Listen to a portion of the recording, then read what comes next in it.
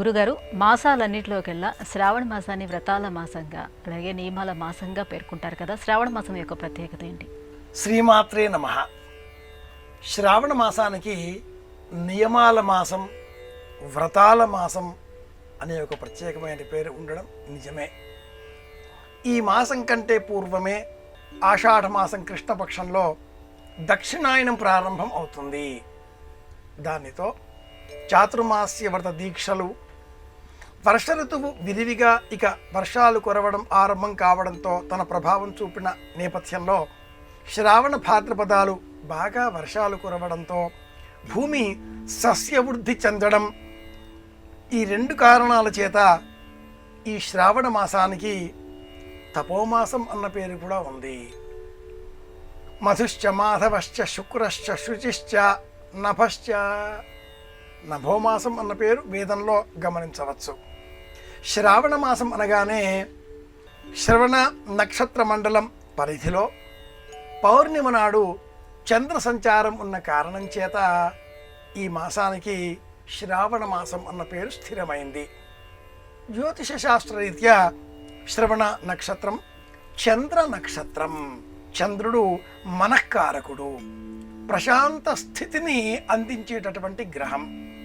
చంద్ర సహోదరి లక్ష్మీదేవి. శ్రీమన్నారాయణమూర్తి ఈ శ్రవణ నక్షత్రంలో జన్మించిన కారణం చేత లక్ష్మీదేవికి కూడా ఈ వారం, ఈ మాసం, ఈ నెలలో ప్రతి తిథి అంటే ప్రీతికరం.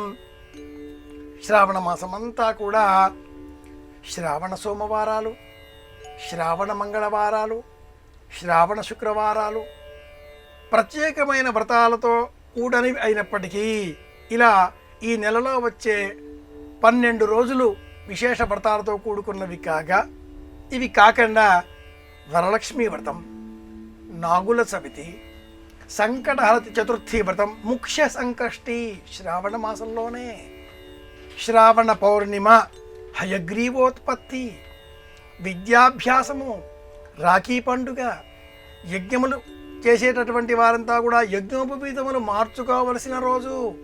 ఇలా ఈ మాసమంతా కూడా నియమాల తోరణం అని పెద్దలు చెబుతారు.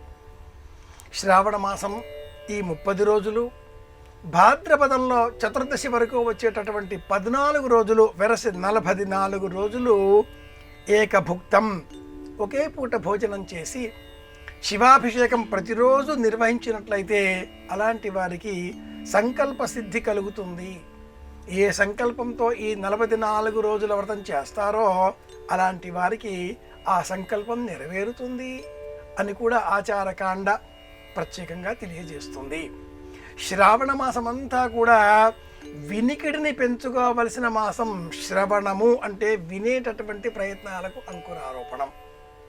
మొక్కలు నాటాలి, మొక్కలు పెంచేటటువంటి వారికి మొక్కలను అందించాలి, మౌన వ్రతం పాటించాలి, ఏకభుక్తం.